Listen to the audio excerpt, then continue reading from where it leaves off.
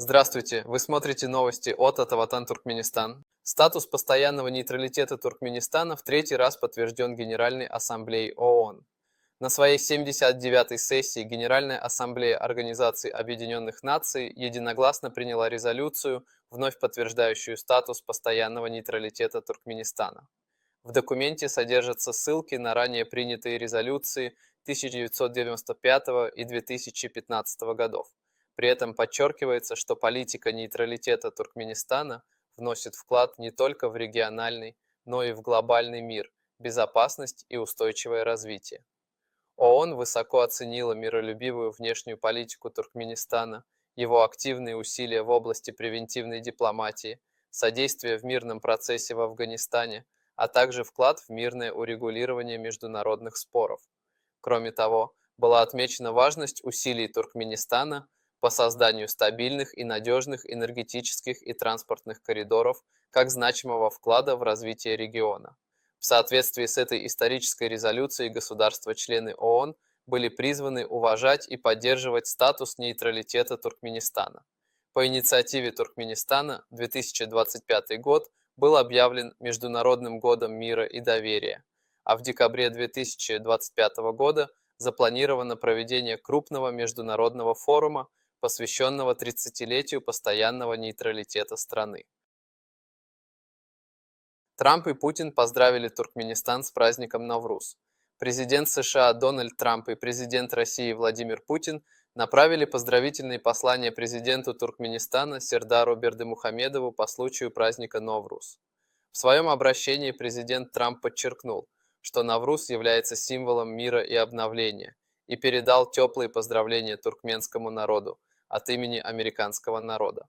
Он выразил признательность за проводимые под руководством президента Бердымухамедова реформы и отметил важность продолжения сотрудничества по ключевым глобальным вопросам. Трамп также сообщил, что делегация США с нетерпением ожидает визита в Ашхабад для участия в предстоящей конференции ООН, посвященной развитию государств, не имеющих выхода к морю. Президент Российской Федерации Владимир Путин также направил искренние поздравления народу Туркменистана по случаю праздника Навруз. В своем послании он отметил успешное развитие российско-туркменских отношений, основанных на духе углубленного стратегического партнерства. Путин подчеркнул, что эти дружественные и взаимовыгодные отношения служат интересам обеих стран и способствуют укреплению стабильности и безопасности в Центральной Азии и Каспийском регионе. В Туркменистане высажено более 632 тысяч деревьев.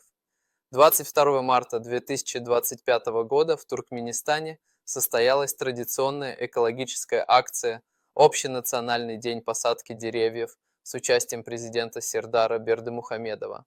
В рамках кампании по всей стране было высажено в общей сложности 632 498 саженцев, а 260 836 уже существующих деревьев прошли санитарный уход.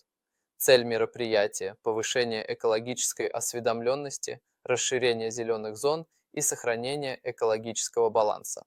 Акция была приурочена к объявленному по инициативе Туркменистана Международному году мира и доверия 2025, совпавшему с 30-летием статуса постоянного нейтралитета страны.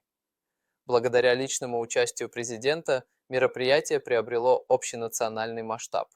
Вместе с посадкой деревьев была организована международная кулинарная выставка-конкурс «Кухни народов мира» с участием дипломатических миссий. Президент Бердымухамедов проявил живой интерес к национальным блюдам различных стран, тем самым подчеркнув важность межкультурного диалога и дружбы между народами.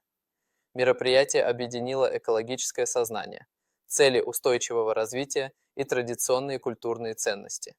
Туркменистан в очередной раз подтвердил свою приверженность экологической политике как на национальном, так и на международном уровне. До новых встреч! С вами были новости от Атаватан Туркменистан.